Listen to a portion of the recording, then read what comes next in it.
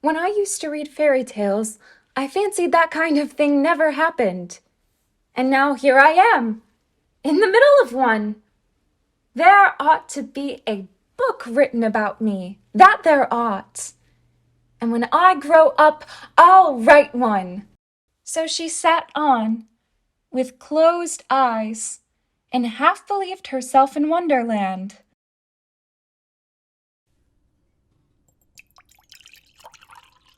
We're all mad here. I'm mad.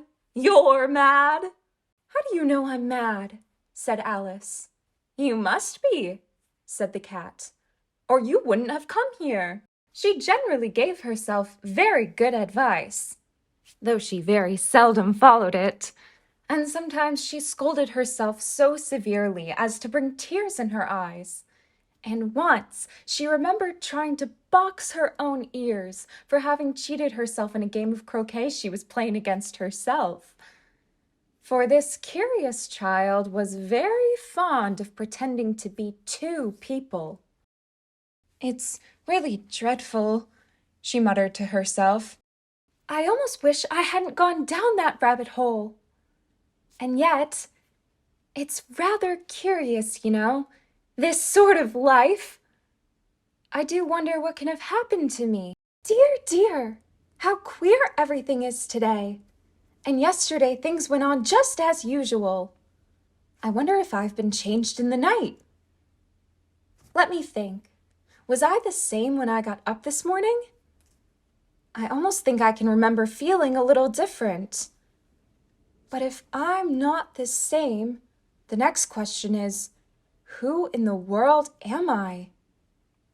Ah, that's the great puzzle! She knew that it might happen any minute.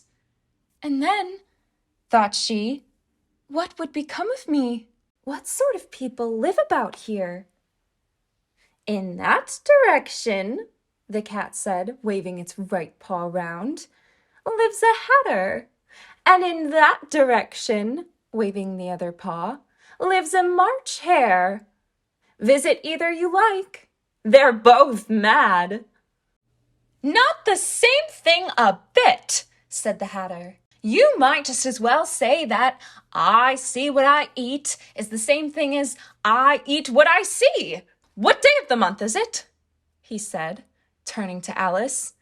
He had taken his watch out of his pocket and was looking at it uneasily, shaking it every now and then and holding it to his ear.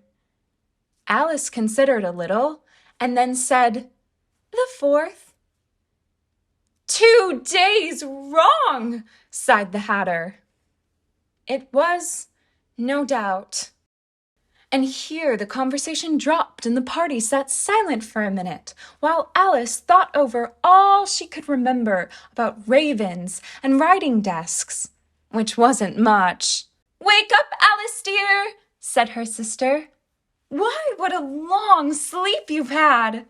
Oh, I've had such a curious dream, said Alice, and she told her sister, as well as she could remember them, all these strange adventures of hers that you have just been reading about. And when she finished, her sister kissed her and said, It was a curious dream, dear, certainly. But now run into your tea. It's getting late. So she sat on, with closed eyes, and half believed herself in Wonderland, though she knew she had but to open them again, and all would change to dull reality.